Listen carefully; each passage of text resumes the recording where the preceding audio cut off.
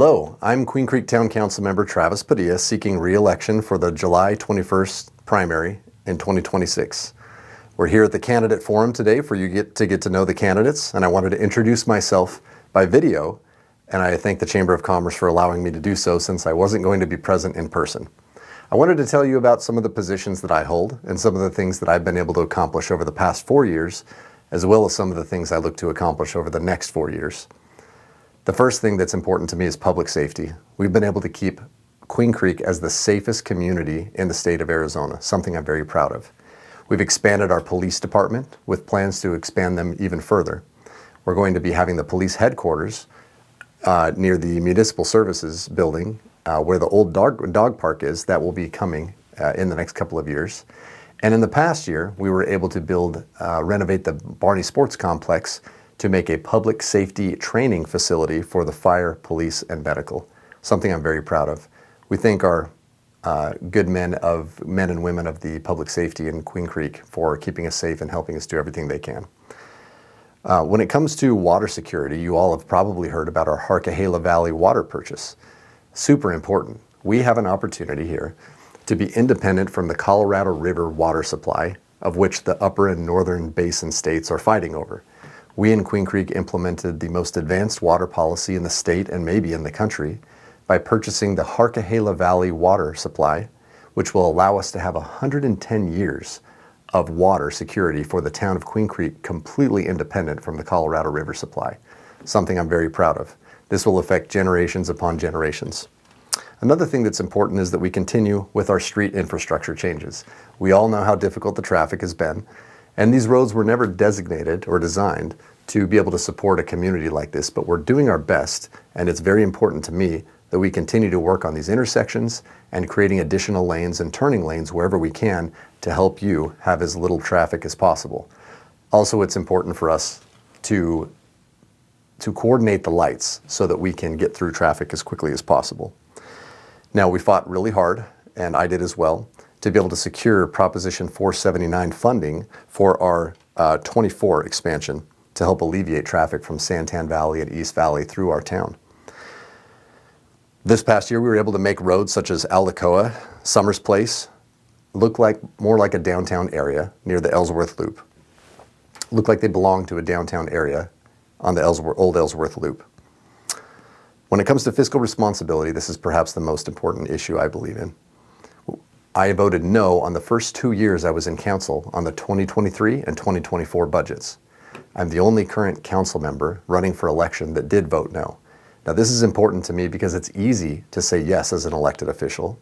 It's hard to stand up and say no. These budgets were too high for me and contained spending that was outside of the proper rules of government.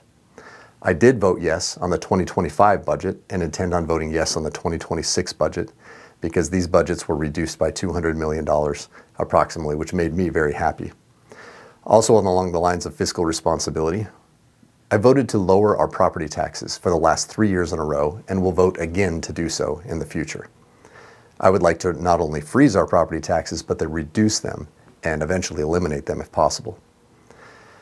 I also voted to eliminate the town center sales tax, which was in place for well over a decade. I'm super happy that we were able to do that. I voted to minimize water rates and as well to reduce the water replenishment fees. In the town of Queen Creek, we've only had a single increase over the past 16 years or so, which is a lot less than other communities surrounding us. We were able to save the residents $60 million by having the town pay for CAGRID water cost savings since 2018, something I'm very proud of as well. I support our new business growth. We have big companies like LG, the Switchyard, Perch, the Matheson, and Texas Roadhouse coming, and want to continue to make this a friendly place to do business in Queen Creek. As far as where I stand, it's important to me that fiscal conservative principles always govern our votes. For me, I ask myself, is this within the proper role of government? If so, I vote yes. If not, I vote no, regardless of how we feel about it or how good it sounds or what the intentions of the vote are. We spend nearly $20 million annually on parks and maintenance fees. This is something that I would like to see reduced. It's too much money for us and we need to stay within the proper rules of government. I would encourage my fellow council members to reduce this budget alongside me. For every dollar we've spent on infrastructure, we've spent 75 cents on Parks and Rec. We need to make sure that the spending is more in line with the proper role of government. That being said, another item that I would really like to do is eliminate the food sales tax, something that is super important to me. I would like to continue to see Queen Creek be the most prosperous town in the state of Arizona, the safest town in the state of Arizona, and have the utilities that we need, such as water, for generations to come. I appreciate all of your support and ask for your vote on July 21st. Thank you. So I will start with Mr. McClure. And again, same question. Tell us about yourself, why are you running, and 5 minutes. Yeah, thank you, Janet. I want to, of course, thank Chris and Kim and Carrie and Sarah for putting this event on, and for all of you to come out. This is very important that we have this discussion. And so it's been my honor to serve for now over 3 years on town council. Of course, I'm running for re-election. And the reason I started here is really because I love Queen Creek. I felt like it was doing great. I wasn't coming here to disrupt or change a whole lot. I just wanted to keep it continuing in the right direction. You know, with a lot of growth, there are significant challenges that come along with that, but also exciting opportunities. And so it's just exciting to be part of that. And I feel like I bring a unique perspective. I actually grew up in Queen Creek. My grandfather, Noel Barney, started his farm here in the 40s. Raised my mom here. She raised us 7 kids here. And Michelle, my lovely bride of 23 years here in the audience. Can you give her a round of applause? Isn't she beautiful? But yes, we were raising our 5 amazing kids, Nash, Knox, Piper, Maverick, and Scarlett. No, there won't be a test later, but we love this community. And so for me, to be a part of that decision-making process, to listen to our neighbors, to find out, what is needed and work hard to solve those challenges in the community is really an honor. And so I love that, I get to impact my hometown. I want to continue to keep that hometown feel where everybody knows their neighbor and serves one another and just, has a unique feeling that is what I call a rural charm, right? I love that and I want to continue that, but also enjoy the suburban, amenities that exist here and continue to bring value to the residents. And so it's exciting for me to be involved to help my hometown, but it's also really exciting to promote a strong economy. So I actually am a small business owner. My wife and I have a business, and we love helping the community, the business community prosper. Been very involved with the Chamber of Commerce for many, many years. I started in 2009. That's when I met Chris and served on the board and eventually the chair, and just love helping Queen Creek be a good place to do business, right? Easy to do business. And of course, we're all about family. So in order to have a family-friendly community, we have to continue to build roads and parks and provide water infrastructure. So that's a very big priority. And of course, I support public safety. That is such an important aspect of what we do on council, is to make sure that our first responders have the proper staffing, training, equipment to make sure that we're a safe community. And so really that's what I'm about, is making sure that we continue in that positive direction. And I love that it's going well, but there's always work to be done, and that's why I'm asking for one of your 3 votes on July 21st. Thank you. Thank you so much. And now Ms. Oliphant. All right, thank you. And thank you for you guys for putting this on again. It seems, I can't believe it was 3 years ago we were doing the same thing. But my name is Donna Wolfont, and I'm running for re-election to Queen Creek Town Council. I've been in Queen Creek over 20 years, so not as long as Brian, but it's probably the place I've lived the longest, right? 20 years here in Queen Creek. So raised both of my boys here. They went through the school system. My hubby's here, in support, and we really just love this community and rooted here. And that's why my sign says rooted, because I really feel like I've gotten the opportunity to know a lot of people. I was very involved with the schools. I have an opportunity to serve on the American Legion Auxiliary, so I get to work with our veterans. My heart is with the youth, so I'm excited that I get to sit on the Mayor's Youth Teen Advisory, so I get to work with our young people in the community, and so that's really important. To me, I've been on council for a while, and the reason that I wanted to run for re-election is, you know, kind of what Brian said, nothing's broken, but I just want to continue to see the community grow. And so 20 years ago, I don't know how many here in the audience were here 20 years ago, but I think we had one stoplight. And so we've got to see things grow throughout the community, and just being able to be a part of that has been really special. And to be a part of starting a police department, that's just like legendary. That is just so awesome. So I support our public safety, our police and fire departments. They do a great job here for the community. Bringing in the water acquisition that we did for our residents. You guys, we have the coolest community. I'm just telling you right now, like, our staff here does some of the most innovative things. We're just so lucky to be here, and I'm a resident too. So all of the great things that, you know, are here in the community, we get to enjoy with all of you. I support parks. I believe parks is a big part of our community, and that's where you get to know a lot of your neighbors. You know, I like to say, you go to the grocery store, you don't really talk to a lot of people, but you go to a park and it seems like everybody wants to talk to you. So I love that. I love being able to go to a park and talk to our residents and neighbors and get to know them and share those experiences with that. So I would love your support, one of your 3 votes, you know, coming up on July 21st. I love the community. I plan to retire here. I'm not going anywhere. So I appreciate you guys being here. Thanks. Thank you so much. And now, Mr. Massey. Well, hi guys. Those who don't know me, I'm Nick Massey. My wife's over there, Jen Massey. We have 3 children, 1 grandchild now. I'm a young grandfather. Those who don't know me, me and my wife run the Queen Creek Christmas Cruise that helps support first responders. We raise money to send packages overseas, help get homeless off the streets in Phoenix and the VA, so we send them a whole bunch of care packages. So that event brings so many people together in Queen Creek. Like last year, seeing the amount of people in the parks last year was amazing. And I want to keep that going. I'm not here to rock the boat. What the town's been doing has been awesome. We all have complaints about traffic. Half of that's coming from Santan Valley. Do we need to fix timing? Yes. They're trying. I'm not going to rock the boat. I'm running because I love this town. I love what the town's done. I love the current council. They've done a good job. Back in January, honestly, I wasn't planning on running. A few people came up to me and asked me to run because there was somebody else who was going to run for Senate, and they asked me to put my name in there, so I decided to run. Got my signatures within 60 days, and here I am.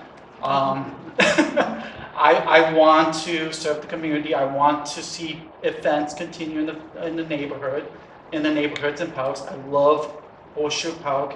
I love going there, seeing the rodeos, seeing the monster trucks, going to the water park, all that stuff. I want to continue that.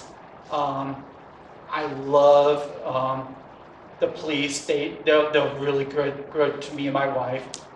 Chief Bryce is there, gives me a hard time every year. He's awesome. Lieutenant Johnson, they're always there to help us with the parade. Again, I've been here since 2008, and again, I just love the community, and I want to see it continue to thrive. I'm a small business owner. I want to help small businesses thrive. That's about it. So, Thank you, off Mr. to Ben. Massey. Mr. Harrison? For those of you whose door I have not knocked on yet, be prepared. I still have about a month left. My name is Benjamin Harrison. Ben to everybody that knows me. And I am here to rock the boat.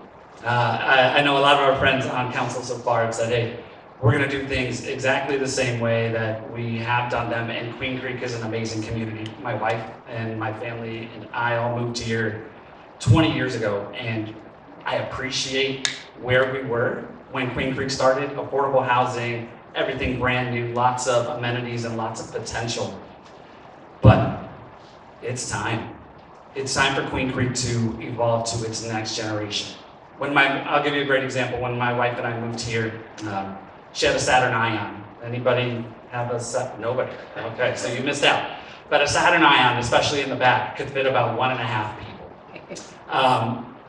As our kids got older, we quickly learned that it's time to upgrade our car. Because we had 2 kids and you couldn't fit 2 car seats in the back of a Saturn Ion. Queen Creek has been incorporated for 37 years. It's time for Queen Creek to upgrade and evolve to the next generation. We're starting to see some of the cracks. I think some of the conversations so far have alluded to a lot of the cracks that we're starting to see with traffic, with infrastructure, with some of the things. I was walking in and I saw a note about teens and e-bikes, and some of those things that we're starting to see. But 15 years ago, if you had a child and you didn't know that they were going to grow up to be a teenager that might need something to do, like parks and recreation and activities, you were mistaken, right? Because my kids absolutely need something to do. Right now, for those of you that haven't heard about my past, one of the things I also want to make sure that everybody knows is when I say something, I do it.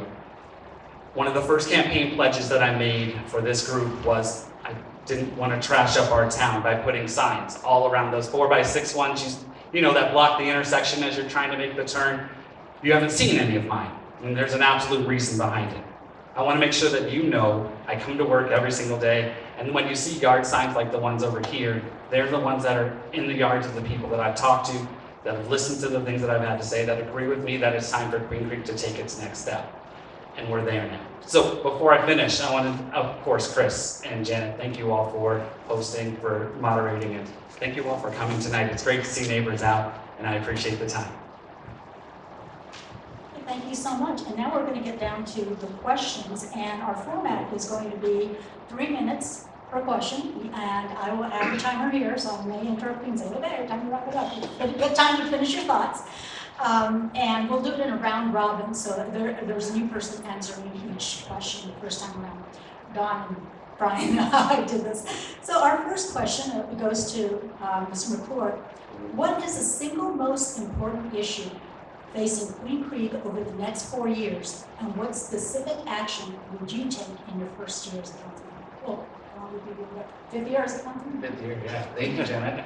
Yeah, so I really feel like alleviating traffic is our biggest concern. When we did our citizen survey, the most feedback we got was, hey, we need to really get traffic moving. And so, one thing that I've been, along with other council members doing is lobbying to the ACCers on the Corporation Commission to approve our improvements on Germain and Sossman.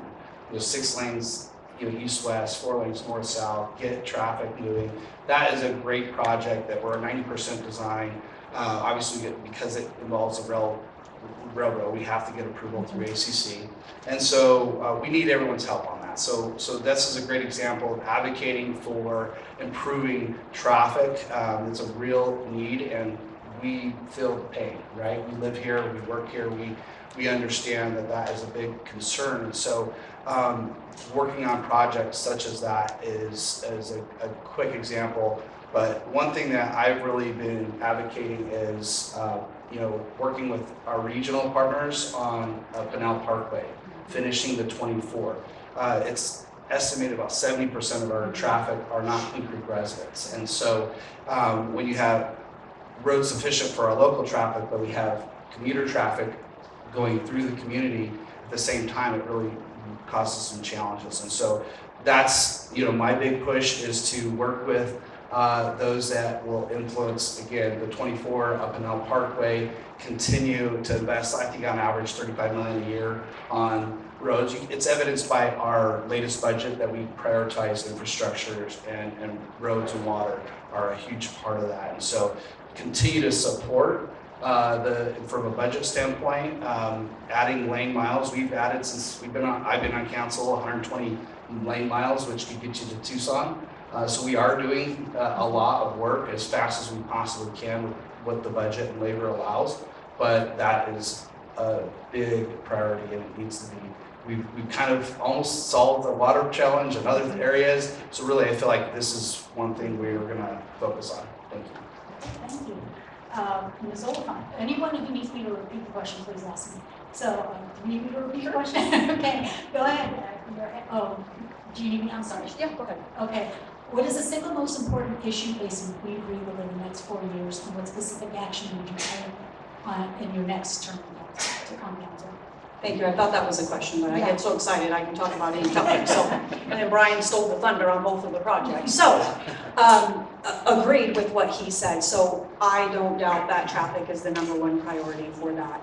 Over the last 10 years, we have spent over $250 million on our roads. So were we what we were 10 years ago? No. Will we ever be what we were 10 years ago? No. We spent $250 million in the last 10 years, approximately, on our roads. So we are trying to solve that problem. When you speak with our traffic engineers, they will tell you that our roads are built for our residents.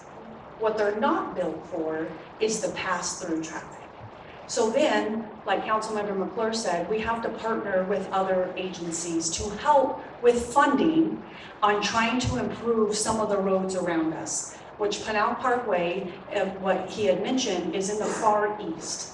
So that will help alleviate some of that traffic south and into Florence and Coolidge and Santan Valley South and kind of move it around the community just a little bit. So as a council member, I have supported budget for road and infrastructure, but it's very expensive, but it has been a priority of the council to do that.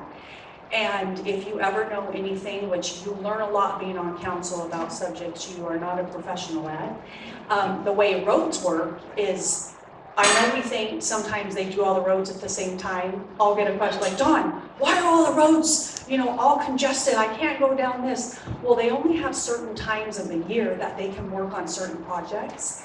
And then if we have to work with SRP, if we have to work with the railroad, we have to work on their schedule. And so sometimes timing isn't our favorite, but it's when we can get the project done. So continuing to work with our regional partners on any type of funding, any federal grants, we like other people's money, so we always challenge staff to try to go out and find other money to help us with that, so it's not such a tax burden on the residents. So I would say, of course, for me, it's going to be traffic and infrastructure continuing out until we get built out, another many, many years down the road. But the council has prioritized that. Again, over $250 million in the last 10 years. We can only do so much at a time with our roads, and we're doing that as much as we can. We always want road projects going on, because when you take the cones away, you're going to have a beautiful road. So I want you to remember that. So thank you. Thank you. Mr. Massey? I'm just going to steal the answers now. Infrastructure. I'm on the road all day in Queen Creek. I don't leave Queen Creek. Our business has roughly 200 clients in Queen Creek, so I'm driving the roads all day long, so I see all the traffic cones. I've learned how to avoid them and learn all the little shortcuts. They bypass all the traffic, so I know how to get around all this stuff. I've been in Queen Creek since 2008. I remember when it was just old Ellsworth with one stoplight and just a stop sign. When we first moved here, the first night we moved here, I told Jen we're moving because I was stuck at the railroad track for almost an hour. So what the town has done in the last 20 years is amazing. Are we keeping up? No, the town has exploded. No one saw the Queen Creek exploding like it did. We all love the town, so it's how to keep up when you have 80,000 residents moving into the town in 10 years. The town is trying to keep up. Unfortunately, Santana also blew up and has, 120,000 residents now. When Riggs wasn't open, going all the way to Rittenhouse, that was a huge improvement. Ellsworth Loop, that stuff was a huge improvement. So I know the town is trying. Is it keeping up? No, and I know they're trying. The new turn lane over by Costco was a huge improvement. So thank you guys for getting that done. We need to improve it more. We need to add more turn lanes. Stuff like that needs to be done, and get done a little bit faster, hopefully. I know the budget's an issue, and I don't know what the budget looks like, so I'm not there, but we need to somehow push those turn lanes. I love to push parks. I think parks are huge in Green Creek, because it builds families, it builds community, and it raises our property values. That's all I have. Thank you so much, Mr. Harrison. One more time, Janet, the question. Okay. What is the single most important issue facing Queen Creek over the next 4 years? And what specific action would you take in your first year on council? Thank you for reading the question one more time. So I love all of my co-candidate answers with traffic. The only problem that I have is I live over by Sossaman and Queen Creek Road. And if anybody's been over there, kind of by the Taco Shack area, and there's a sign right at that intersection that says future roundabout. And that sign has been there for 6 years, right? So that tells me that our town traffic problem is probably substantially greater than something that's the next 4 years. So I approach this question very pragmatically. And I also love the idea of routing traffic around using the parkway. But I think that's also been in place since around 2019. I think it's a couple $100 million for that to get done. And I think it's somewhere in the neighborhood of over a decade that they're planning to get that done. So for me, when I look at the next 4 years in particular, Janet, what I'm solely focused on is in the first 6 months of next year is really focused on what our general plan is going to be. Because I think as a community, we need to come together as a general plan. More people need to come contribute to the general plan so we can have an actual concept of where we want Queen Creek to be strategically, not only next year, not only 4 years down the road, but for the next 10 years that we're in the strategic plan. I think about it as I drive down the road, much like Nick mentioned. I operate right around Queen Creek. And when I drive down the road, I see big box stores surrounded by small little franchises, housing development, and then fast food place, and then it's kind of a rinse and repeat as we go. What the next 4 years for Queen Creek really should be is all about finding that identity. All about finding those local restaurants, those local charm places. We're not trying to copy what Gilbert's already done. Something folks don't realize about me is I actually travel around the country for my job as well. And I've seen towns succeed and I've seen towns fail. And I'm telling you, in my experience, we really need to focus on what is going to make Queen Creek unique and what's going to drive people here for our identity versus just trying to recreate something. So I think that's where my 4 years will be spent. Thank you so much. On to our second question. This one, share the microphone. I'm like, it's just us, we're hogging. Yeah. Me? Yeah. Okay. The second question is, Queen Creek continues to experience growth, as everyone knows. How would you balance economic development, infrastructure needs, and preservation of the community's character when those priorities sometimes go into conflict? This keeps turning off. Here you go. Here we go. Okay. That's a delicate balance. So economic development, so we can showcase, and what some may not understand is we're not in the landlord business per se. So we have land, we'll sell it if we have any town-owned land, which we're getting less and less of that, right? So we'll sell it to a developer and then they develop the land. Or if you have a private business owner that owns property and they decide to sell it, so say we have a farmer that decides to sell their land, they have a right to develop that land. And so they will have a developer come in and give them the best idea. As long as it's part of the general plan, they can then build on that land. We cannot dictate to them, rather it can be a mom and pop, a chain store, you know, all of those things. Now we all have what we wish we could have. A whole community made of mom and pop stores, of course, but logistically, that doesn't work for them. So to be able to balance that, we have our economic development staff will go out to trade shows and they kind of sell the concept of Queen Creek. And then what they do is if they have interested parties, they will then connect them with the property owners that have land. And so although we kind of share what Queen Creek does, we love the town, right? So when our staff is out there, just like I know Brian does, I do, if we go somewhere in Gilbert or somewhere else, if it's a new place, we're like, can we talk to the manager? Have you thought about coming out to Queen Creek? Right, we do that as well. We've had residents start a Facebook page to try to get Sprouts, right? That's how Sprouts came, because Nando's, residents created that to have those places come here.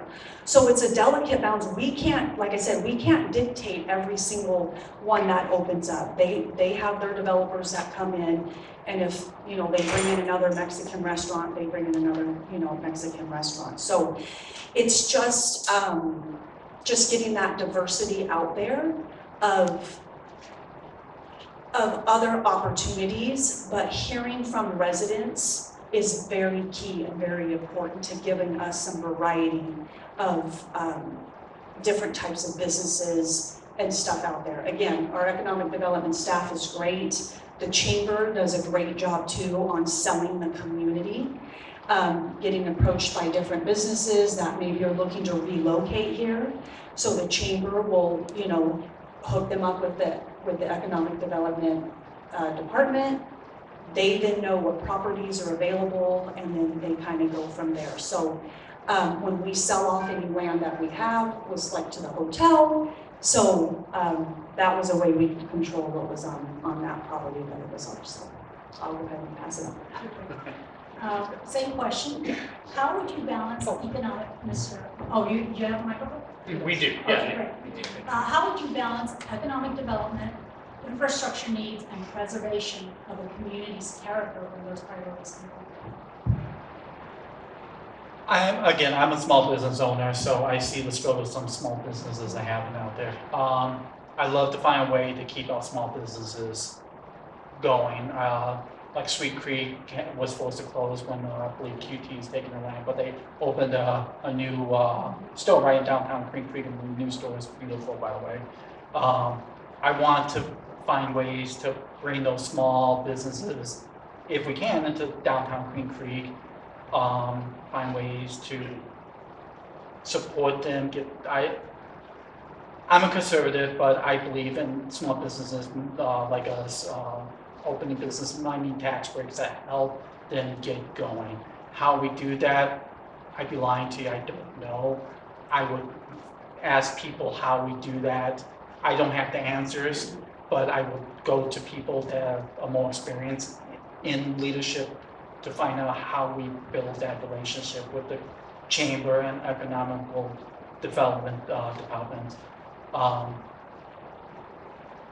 than that, I want to keep the small town charm. I see how small the town could be when we do the Christmas cruise, and I'd love to keep that small town feel if we can. That's all I got. Short and sweet. Okay, Mr. Harrison, again, repeat the question. How would you balance economic development, infrastructure needs, and preservation of the community's character when those priorities come forward? For never being on town council or running in that type of a circle before, I agree with Mr. Massey here. That's one of the things that I would love to learn more about from the economic development crew, from working with folks like Chris in the chamber, trying to understand more on how we've gotten to the point that we are today. But one of the things that I would continue to influence, especially as we move forward in the next 6 months, I think Councilmember Oliphant alluded to this. That general plan is our guiding document on how Queen Creek moves forward. I believe she's exactly right. We can't dictate property rights and what folks can do with their property, but we can start to dictate what happens in our town as a community and how we grow together. And I bring this up as an example. We don't have many check cashing places in the downtown center of Queen Creek. We don't have any drive-through restaurants in the downtown center of Queen Creek. and those were influenced by the general plan and they were influenced by the council. I think we can continue to have that steady stream of influence to balance the infrastructure needs for what our resources are going to be, and continue, much like future Councilmember Massey alluded to here, we need to support our small businesses and give them incentives to come to Queen Creek. Because it's going to be some, in my opinion, we're going to have some resource strain. We're going to start battling dollars for dollars when we talk. These restaurants are being built with 100 parking spots, and then there's Sweet Creek with 5, right? We're going to have some tough competition in this space, but we want to make sure that we value our small business owners and we give them space to grow and find space to succeed. Thank you so much.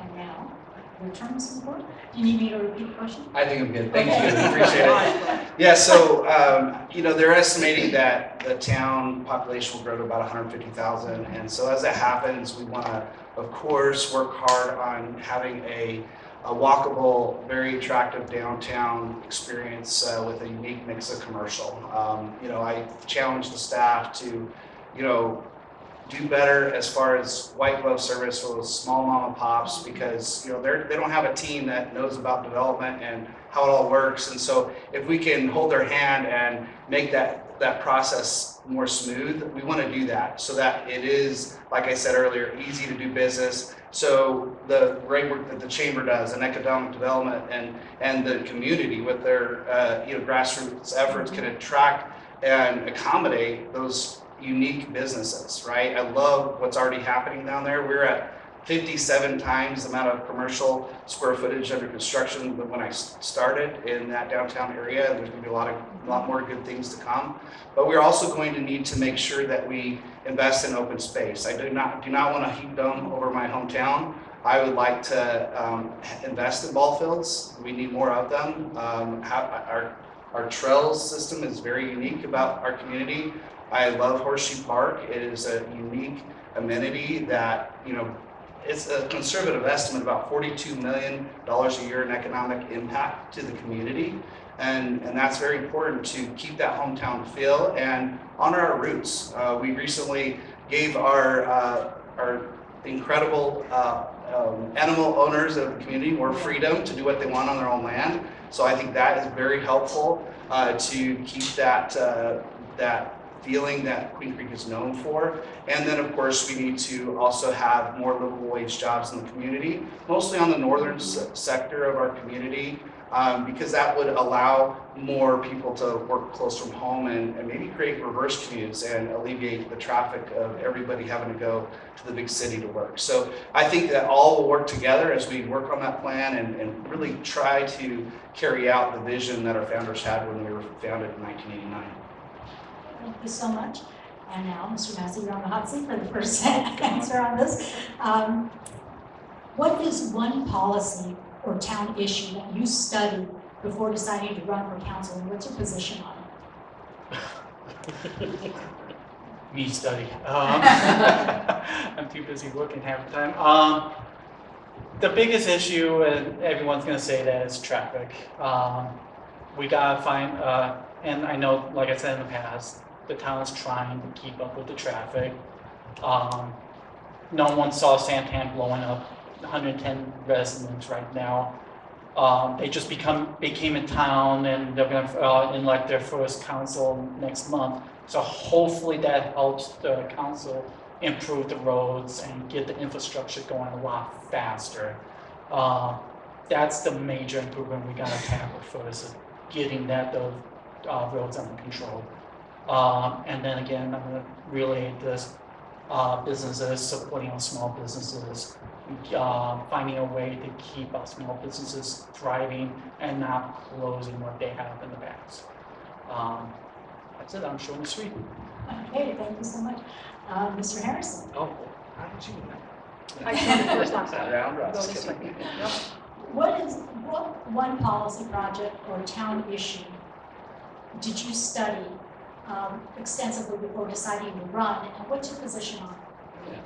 So 20 years ago, before I moved to Queen Creek, so let's go back even further, let's say 25, 30, I worked for the Scottsdale Parks and Recreation System. I worked there for about a decade, and as I worked for Scottsdale Parks and Recreation, one of the things that Scottsdale did in those days is they had open recreation fields. If it wasn't reserved, the regular citizen could go out, walk trails around and enjoy. 8 years ago, my son was in All-Stars around this time in Queen Creek. We went over to Desert Mountain Park, and we just tried to use a ball field just to use on an off night to warm up, just to get some exercise in. And we discovered that ball fields in Queen Creek aren't open for resident use unless there's a reservation, which is disappointing because the ball fields in Queen Creek are often packed. So for me, one of the issues that I see is if we don't give recreation space to thrive, it can't. It becomes a pay-for-play type of activity. That's where we start to see some of these cracks of kids who have nothing to do besides run to a basketball court or at the most, right? Or hop on an e-bike and run around town and sit out in front of Target. So as I started unpacking that recreation issue, it actually showed me that there's several issues that are kind of byproducts from that. And that's one thing that I would look to change almost immediately. I think every one of our parks should have an open ball field on a rotating basis every single night so families could come out, kids could put together a game, a pickup game, and go out and play. Thank you so much. Ms. McCoy, do you want me to repeat the question? No, I'm fine, thank you. Okay. So really, you know, I know this might surprise you, but I don't believe this is the government's job to fix everything. So, you know, when I got involved, I saw a need in the community to, you know, work together with different entities to solve challenges, thank you, honey, in our community. And so I met with Chris and, you know, in our strategic planning session with the council to discuss this idea for our town Queen Creek. And for our town Queen Creek, what it is an opportunity for us to collaborate as the town, as the Chamber of Commerce, the business community, the faith groups, and the nonprofits and schools to really work together to solve challenges like teen mental health, right? Having opportunities for them to get off screens and move their bodies and serve their community and really look at ways that we can serve the you know, more seasoned folk in our community, or to be able to look at you know, what is really going on, and maybe there's these needs and there's these resources that aren't communicated, right? And so I felt like this was a great opportunity as a council, as a town, to support, but not necessarily drive it, right? If we can get more community members to take ownership of that and to step up and to really work together, it's incredible. We've seen miracles happen in the last 3 years in this effort, and it's so fun to watch that evolve. And we still have a lot of work to do, but it's happening, and we're getting that ball rolling. So then, whether it is mental health or whether it is you know, some you know, other issue that comes up, we're ready to work together and really have a collaborative effort. So that's important to me. That's community, right? Connecting and serving one another.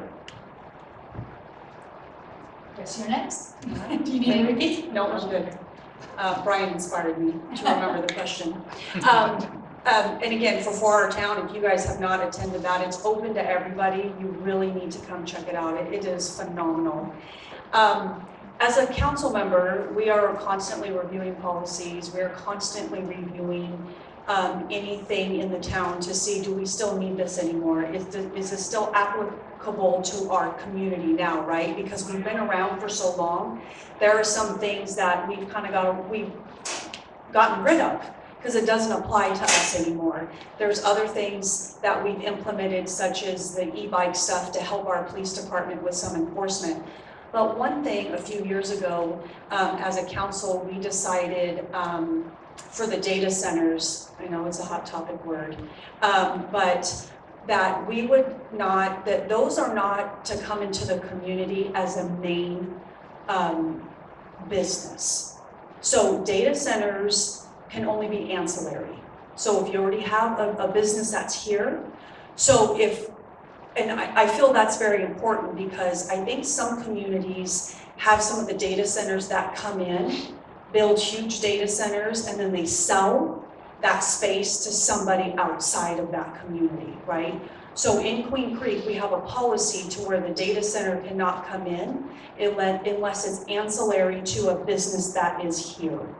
And so I think that that's pretty important, something that we kind of got ahead of a few years ago.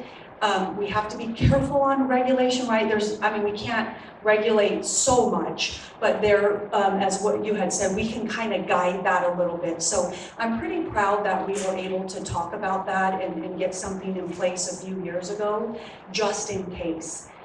We had somebody maybe wanting to come over into that northern tier, and build something up there. We already have something in place that says it has to be ancillary to that. So then that way our residents, and we can talk about water, right, and all the things that go with the data center. But I'm pretty proud that we were able, to kind of put that in place when we did. Thank you so much. We're moving on to our next question. Mr. Harrison, you first. Imagine you're elected, it's 4 years from now, and residents say your time on the council was a success. What would have changed in Queen Creek, and how would you measure that success? I think there's a couple of measures. Great question. Thank you for that. First measure would be every other year, the town does a Queen Creek citizen survey.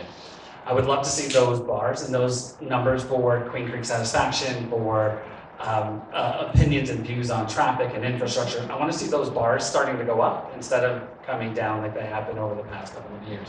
That's one thing I would use to quantify whether it's been successful or whether there's still work to be done.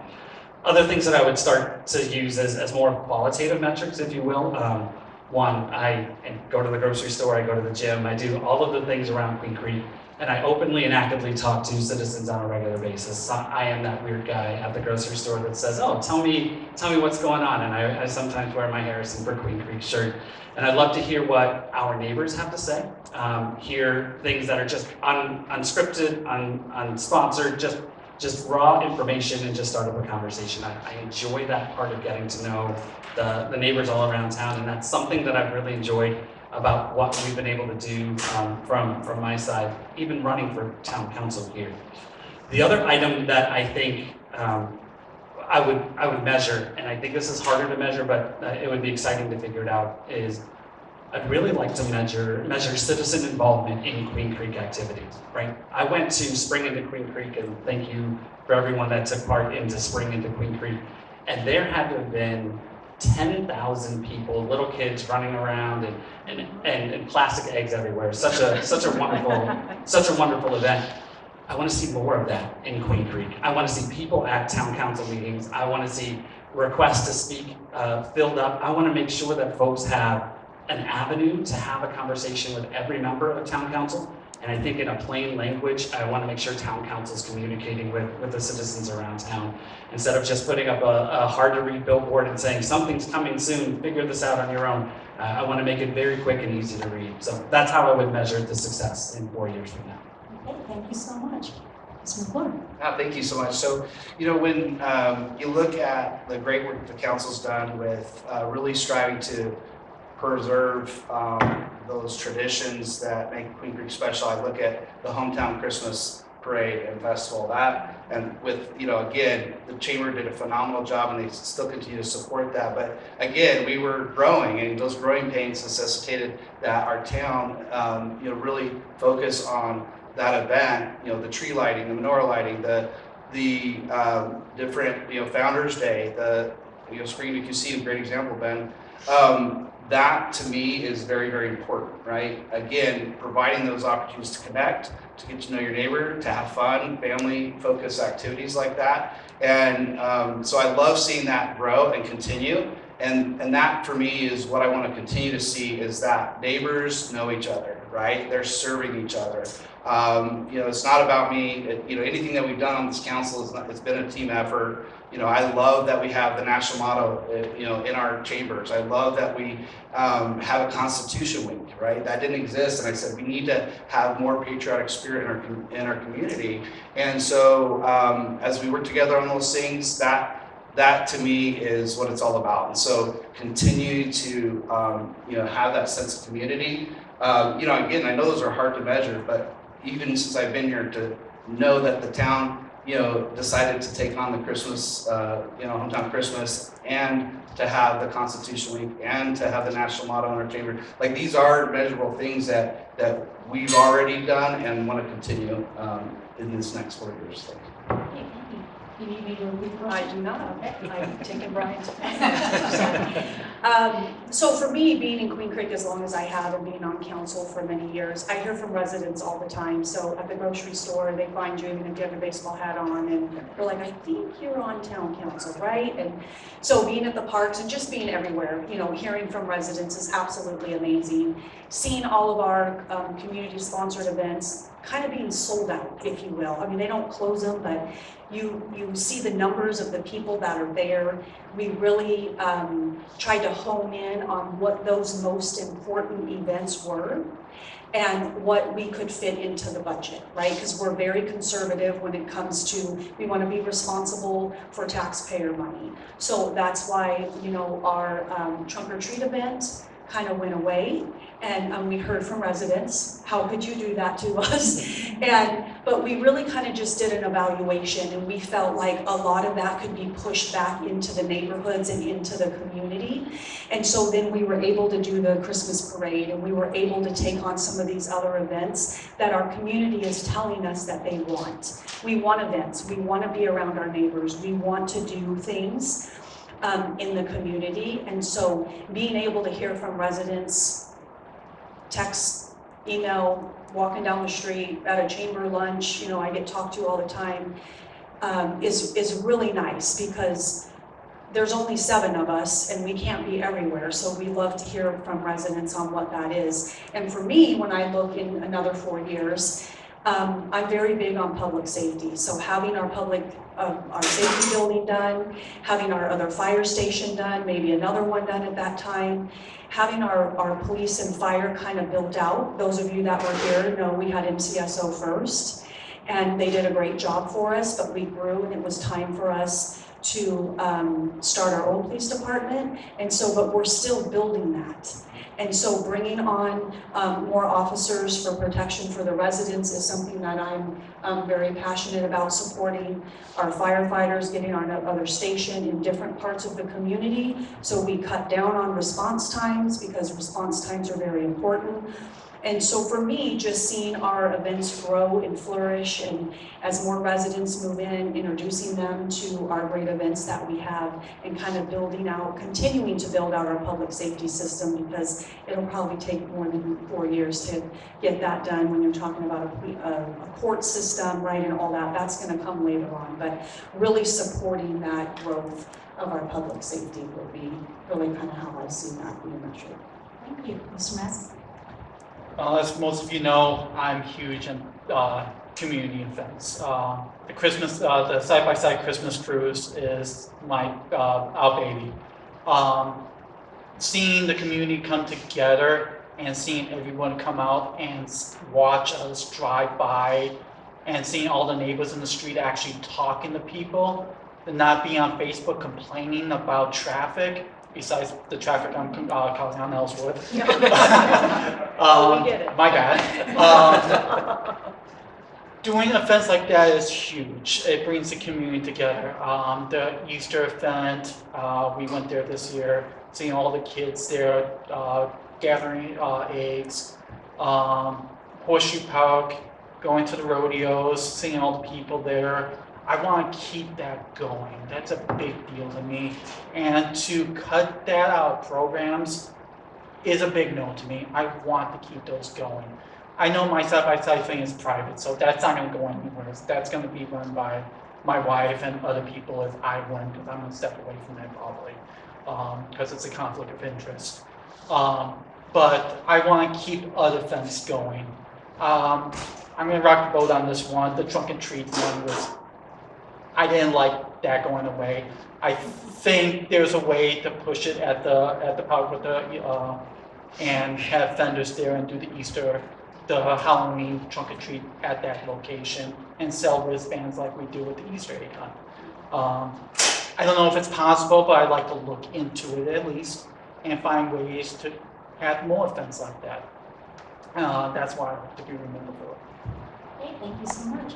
And now we're moving Your first step. As Queen Creek continues to experience growth, and this is not unfamiliar with you all, we're seeing many workers, young families, teachers, first responders, and seniors are facing higher and higher housing costs here. What role, if any, should the town play in encouraging more affordable housing options, including higher density developments, and where would the town draw the line on that? Thank you, Janet. So, you know, it's a interesting thing when you talk about housing. Obviously, there's not one community can be all things to all people. You know, we see that this community has done a great job of attracting folks, and so when you're a beautiful community where people want to live, the demand goes up, which of course causes costs to go up as well. And so, you know, we won't probably be the answer for everyone, and not that we're going to try to be, but what we can do is make sure that we're not holding things up, meaning that if there are opportunities for developers to put an attractive project that doesn't harm their neighbor, right? That's obviously, it fits within the general plan.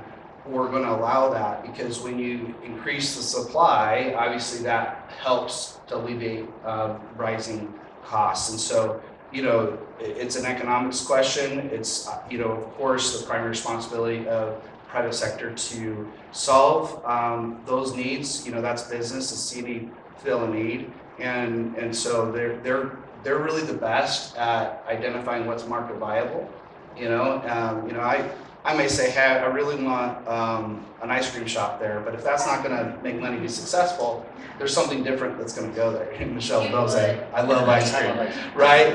But again, so we're not going to get in the way of that. So then, if there is a market for condos downtown, then they will be built, because we're not holding them back from looking at what people need and providing it, because that market exists. And so again, we want to be more hands-off, laissez-faire government, but at the same time, if there's as many shovel-ready lots as we have available today, that's a good thing. So then, as fast as they can be built, they will, so more families have an opportunity to experience the beautiful community that we all know and love. I welcome newcomers. I know that sounds weird being from here, but I just think it's a very special place, and I find it comical that people want to slam the door behind them, and I say, well, when did you move here, right? You know, but again, it is one of those things where we won't get in the way of that, but ultimately it's going to be the free market. Thank you so much. Ms. Oliphant. Question, please. Okay. We're experiencing growth, obviously, in Queen Creek, and we're getting to a situation where the workers and families, we've heard this before, teachers, first responders, seniors are facing rising housing costs. It's difficult for some of the younger people to get into the market. What role, if any, should the town play in encouraging affordable housing options, including higher density developments, and where does the town draw the line? Thank you. You know, similar to my colleague, Councilmember McClure, it's hard because we have the general plan. There are, you know, developments and projects that are allowed to come in where they come. What we try to do is try to encourage the best product that we can get from them. So if they, I don't know, say if it has 400 apartments and we're like, well, maybe you can put some green space in and put this in and maybe reduce it to like 300, or, you know, but again, we're not in the private sector for that, but we really try to encourage the best project that we can. What I would like to see, because what I hear from our youngers in our 20s, and then some of our seniors that tell me that they don't want the house anymore, they want to sell it, is some condos and some townhomes. I would like to see that, because I think that's a good stepping stone for maybe somebody that's wanting to go into a house next. but it gets them out of their parents' house maybe. Maybe, my husband was like, yeah. Or like I've heard, so I go to the senior program on Wednesdays and I'll go play bingo with them sometimes. And, you know, I get to talk to them a little bit, and some of them either can't afford to stay in their house or they have to have a roommate. But having, you know, some of options for them, having some diversity of some condos and townhomes that would be for sale. I would like to see that, but I'm not in the private sector, so I don't know if those would sell. I think anything we put in Queen Creek, to be honest with you, might sell because we have such a great community and people want to be here. But that's what I would like to see. You know, I think for us to maybe encourage some of the developers, if they were to come to the town and say, what do you guys need here? What do you want here? What are your residents telling you that you want to see here? And like Councilmember McClure said, it's hard because we can't say, no more, stop building, right? That's not realistic to do that. But if we can have a say in what product they bring here, I think that's pretty important and that's pretty powerful. Because we hear from a lot of residents that maybe the townhomes and the condos are a little bit more affordable than maybe their, you know, first home, which are a lot larger than I had when I owned my first home, but that's, you know, living in Queen Creek. So that's just my take on that, having some more options for our youngers and some of our seniors. Okay, thank you so much. Mr. Maskey? It's a national issue. It's not just Queen Creek, it's not just a state. So it's how to make a housing affordable when it's a national issue. The state just made it easier for us to build casitas in our backyard, and I just took advantage of that. I built a casita for my 2 special need daughters, and the town made it pretty down easy to go through the permit process and engineering stuff like that. So we just finished our casita, and now my 2 daughters, who probably couldn't afford a house, now live in a casita in our backyard. And that's gonna help them in the future because they're able to save money. I would love to see more condos and townhouses in downtown Queen Creek, like Bastinos, the Bastinos development. I would have seen that in condos or townhouses than in apartments. But again, you have private property rights, so it's how to stop that, because you can't stop private property rights, or the town's gonna get sued. So it's a delicate balance. Would I love to send the condos there instead? Yes. But unfortunately, that's what got sold, and that's a private property rights issue. I'd love to find a way to find developers to build the condos and townhouses in downtown Queen Creek or the outskirts, so our kids and senior citizens could move out of the houses, and we could sell those houses and have new generations move in. That's all I got. That's right. You want me to repeat? Yes, please. Okay. I just want to give you time to start the timer. Okay. So we were talking about the housing costs, affordable housing, big problem in every community. And now we've got a situation where workers, young families, teachers, our first responders, seniors are facing increasing housing costs. What role, if any, should the town play in encouraging affordable housing options, including higher density developments? And where should the town draw the line? As someone who moved to Queen Creek out of an apartment into our very first home because it was affordable here, I think about this on a number of levels. It's extremely important because that gave us the ability to think about having some equity to take into our next home and then possibly into our next home.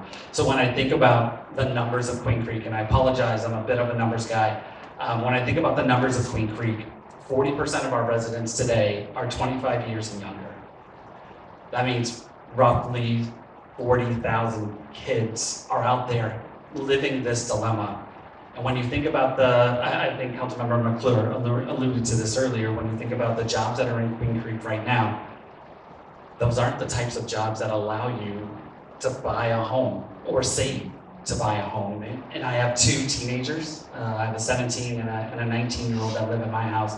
And much like Councilman Oliphant, I'm excited for them to be able to get out when it's time for them. But they need to be in a space where they can afford where they move to. And as somebody who owns a home, I want to make sure that they have the ability to earn some equity, so that when they have that family, they can increase the capacity of their livelihood. I believe that Queen Creek needs to be an active encouragement. I don't think I know. We need to find those middle housing spaces, those row houses, those condos, those townhomes.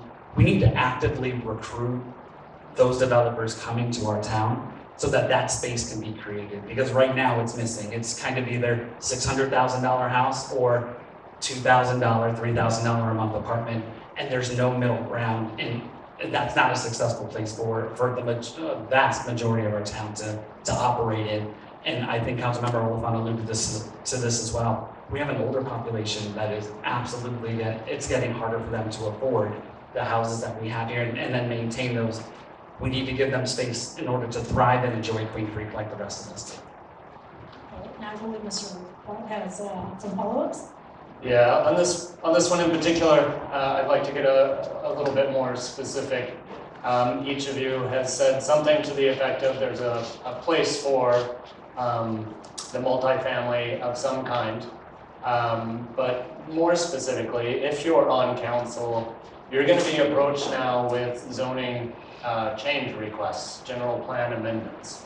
So, for example, when you talk about wanting to have more options for people, young people, are we talking about the density levels that you see happening in Gilbert right now, where you'll have 500 apartments built next to 500 apartments built to, so now you have a zone where you have 2,000-3,000 apartments. So when I moved here, the average density projected for Queen Creek was about 3.3 acres at 3.3 units per acre at build-out. Currently, we're sitting somewhere around 3.4, 3.5, I believe headed towards 3.7 as the density goes up on some of these units. So are you suggesting then those that are in favor of the multi-family that, for example, a general plan amendment comes before you to rezone the land along Ellsworth, the Ellsworth mini farms, one whole section along Germain and along Ellsworth?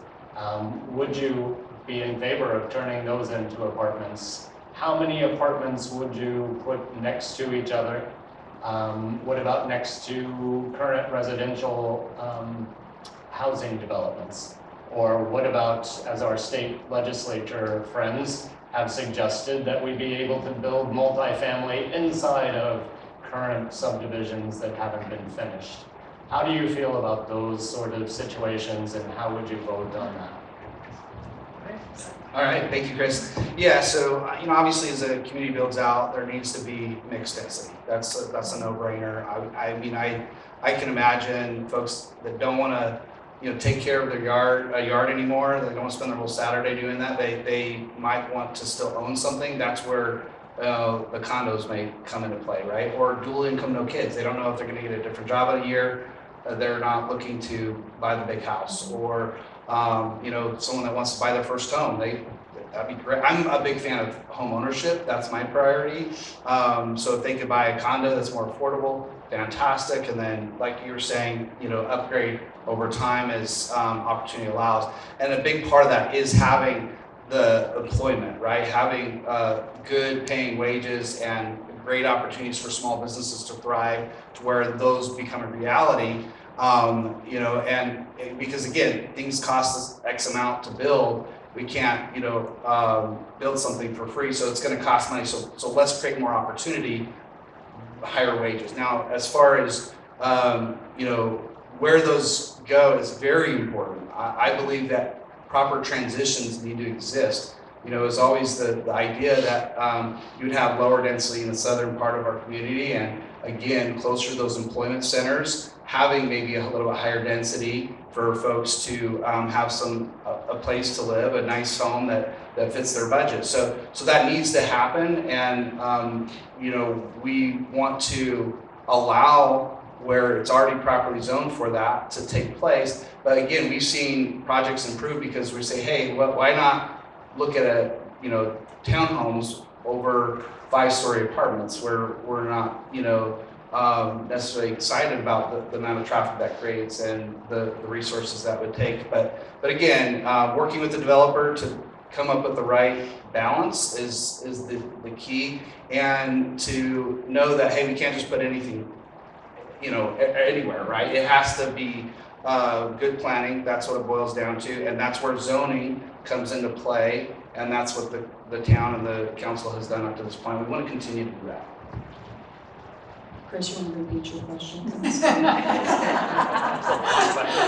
Just kidding, Chris. So for me, it depends, because I look at each project for its own self when it comes before me. Where's it at? What kind of project is it? What kind of traffic impact is it going to have, right? So I can't say, yes, I'm going to be a supporter of townhomes, so I'm going to just put them anywhere you want in the community. No, not saying that. And so obviously zoning, takes a big part in that. They ask for, rezone permission to do stuff, but each project to me has its own merit. And so I look at each project, what are they asking for? What is the impact to our residents? And the Ellsworth Mini Farms, by the way, they would never allow all those to go up by their place. They are a very active community up there, but also hearing from the residents, right, and really trying to educate. So I know that that's not a straight answer on a number, but I think it just depends on where it is. So, for me, I supported the apartments over by Costco, okay? Would I want to live in an apartment right next to a railroad track? I don't. But there are people that do.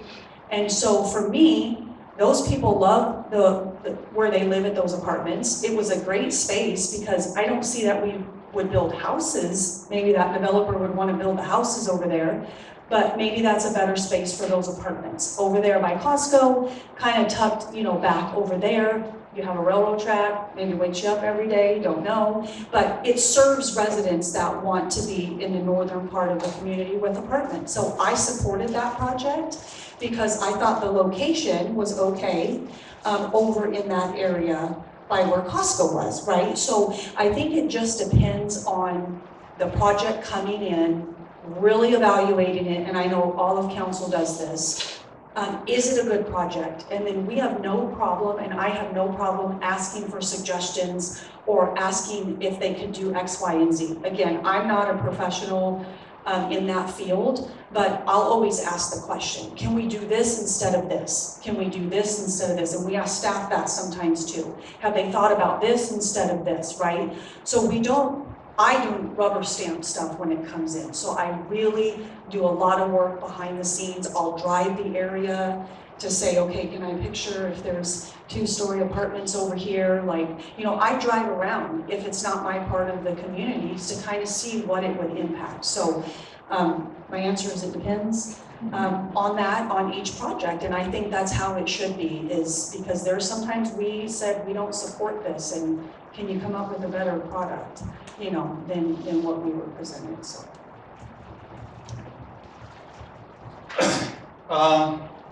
As I drive around town, I see where all the apartments are, and most of them are in great locations, like the railroad tracks. That's a great location for apartments. I'm not a big fan of the apartments in downtown Queen Creek, but again, you have private property rights. I would love to send condos there instead to help our younger residents have home ownership.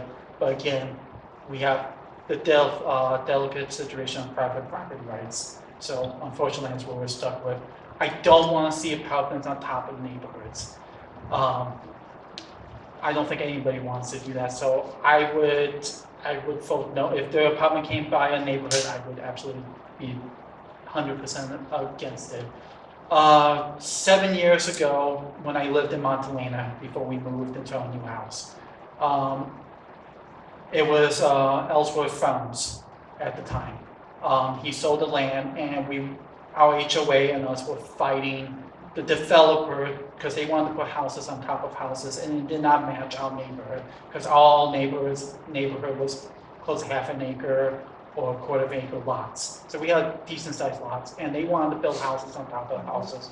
Our neighborhood actively worked with the town to fix that situation and come up with a happy solution.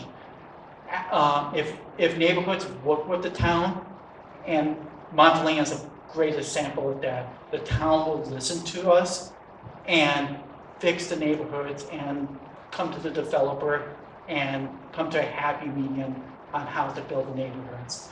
Ellsworth Ranch is a beautiful neighborhood now. I drive through it almost every day with our clients. The way they wanted to build it before our neighborhood got involved, the town neighborhood, would have destroyed Montalena's home values. And thank you to the town for working with our neighborhoods, the neighbors and HOA for fixing that. Other than that, again, condos, townhouses, I think we need to conquer that somehow and find developers to come to town and get those going so our first responders, teachers, our young kids have a place to live. Other than that, that's all I got. Chris, I think yours is a very interesting question. As I look around different towns, you brought up Gilbert and kind of their mega complex of apartment style. But if you also look at Gilbert, there's apartments right next to Agritopia, right, just on top. I think developments like that, and they're building some more on Val Vista and Germain as well, right? When you start to see developments that are tastefully done, developments that fit the general plan, and by the way, those aren't new. That style's been replicated outside of Minneapolis. They do stuff like that in Kalamazoo. I know a friend of mine spends a lot of time in New York City, in Manhattan, and they have a lot of developments very much like that. There is a space and a place for apartment style, townhome style developments on top of not necessarily housing, but on top of businesses. And I think that can actually bring attraction to the area. And I think we can get some unique businesses and make sure that our neighborhoods are a little bit walkable. Like at Agritopia, I see folks walking across the street. I see folks walking the walking paths all the time in that area, specifically to go to places like Buck and Ryder or Matt's Big Breakfast on Sunday morning. I think there's a lot of opportunity that we could look at, and I think the only way that we can look at expanding is building up versus building out, because Queen Creek is getting close to that build-out phase, especially as Councilmember McClure alluded to. We're about 90,000 and we're projected for 150,000, and we have lots of homes that can be filled, but after that, what happens? Because we're gonna have kids and those kids are gonna need a place to go. And now, our final question. We're going to be starting with Ms. Oliphant. Now, as we know, Queen Creek invested significantly in parks, trails, recreation facilities, and open spaces over the last 4 or 5 years. Looking ahead 10 years, what would be the town's priorities for future parks and recreational amenities? And how would you balance that with other infrastructure needs? So, great question. So over, I think it kind of comes in cycles. So when I had first come on council, we had invested quite a bit of money into Mansell Carter, because when I moved here, we only had Desert Mountain. I mean, that was the only park that we had. And so actually the Aquatic Center and the new Family Frontier Park, that's our newest park up on Signal Butte, that was actually going to be part of Mansell Carter Park, was phase 2.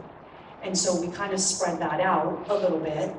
And we didn't know about pickleball right back then, like we do now. So we were able to add some pickleball stuff. So as far as like what I see, I won't be on council in 10 years, but what I see is, our big park, our big aquatic center and our recreation center, that's probably the big one that we'll have, that we built on Signal Butte. And then we've got a couple other locations for some smaller parks that, they won't be that big in size. So parks are not cheap, they're expensive, but I support parks because I feel like it supports a community and it's open space and it gives people amenities and things that they can do with their families, or like walking around the lake. If you guys haven't walked around the lake at the parks, it's like amazing to just, kind of go there and walk around the lake. So there's a lot of different stuff that residents can do at the parks besides, play sports. But I think we have a couple more in the Parks Master Plan that need to be built out. Again, not big ones like that, but some smaller ones to kind of build out our community. We're a little bit landlocked when it comes to, and having the space to do that. And so, just our parks that we have now, kind of expanding on some of those smaller parks, I think in the next few years. We did the last few years spend quite a bit of money on the aquatic center and the park, but we had been planning for that for years. And so it takes years to plan for something. You know, you talk about it and you talk about it, and then we're like, okay, are we actually gonna do it? And then when you say we're actually gonna do it, and then it takes a few years after that with money, right? Because it costs a lot of money. You wanna spread it out over time. You want growth to pay for growth. And so you want the residents that are coming in to be able to pay for the amenities that they're using. You don't want that burden to be on all the taxpayers that are already here, right? So spreading that out, growth will help pay for growth.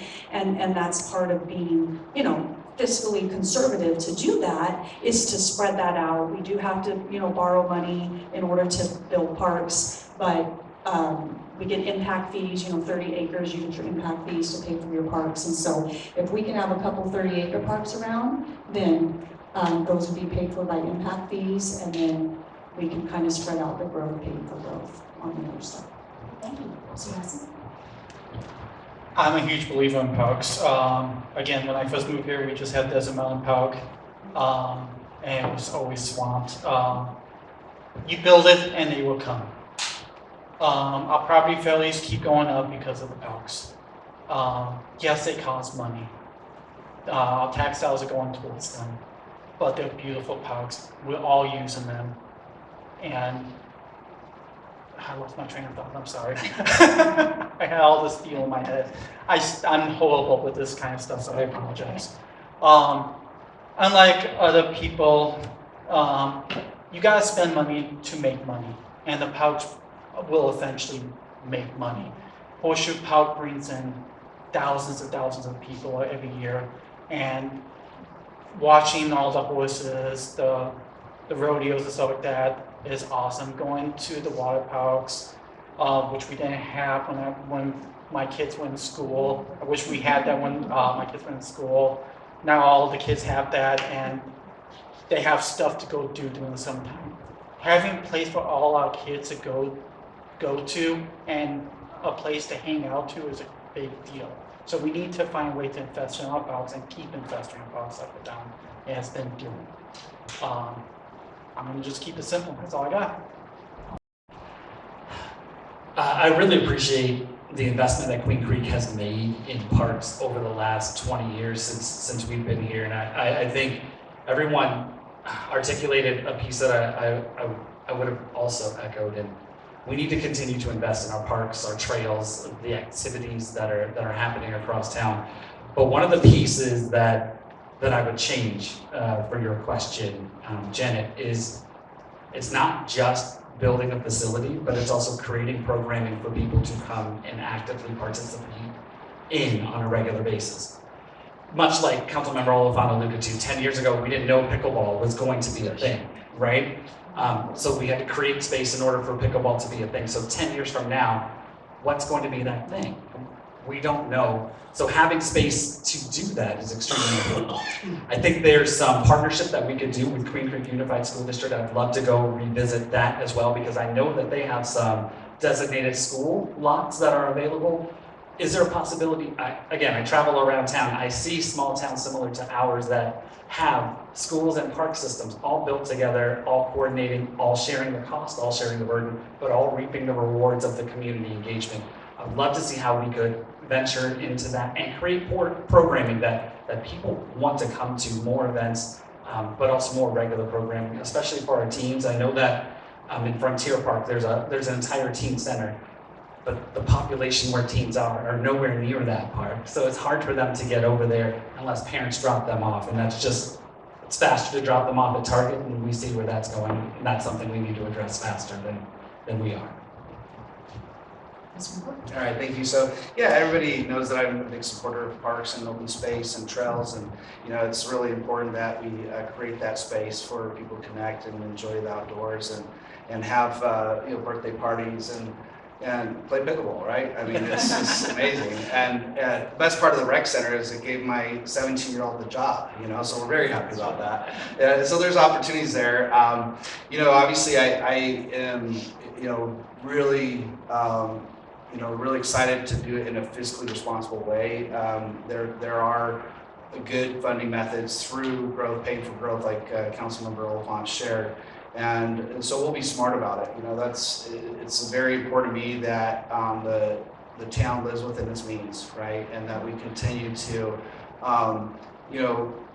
right-size things. Even with Frontier Family Park, they had to value engineer it. It was a different design originally, and then inflation happened, and we made some adjustments. But the staff followed that direction from the council, and a great product evolved, and it's amazing. And so we're going to continue to work hard on that to keeping costs low while still providing important needs like those ball fields I mentioned, because the demand is there. And so we're going to keep working on that. I'll just give you an example of how we can continue to keep costs low. We approved a dump station to happen at Horseshoe Park because there was a need. You had to go to Mesa or Chandler to dump your RV in, so it didn't exist here. And so when we invested in that, really good return on investment, paid itself back real quick, and that's going to narrow that gap of the cost of that facility. And so looking for creative ideas and ways that we can generate more revenue through those opportunities is very, very important. So we have good people working on that, sponsorships or whatever. I'm not saying that specifically about other parks. I'm just saying we will work hard to be responsible while we provide the needs of the community, because that's important. That's our job. We want to have that very family-friendly community that creates a great lifestyle. All right, well, that's the end of our program for this evening.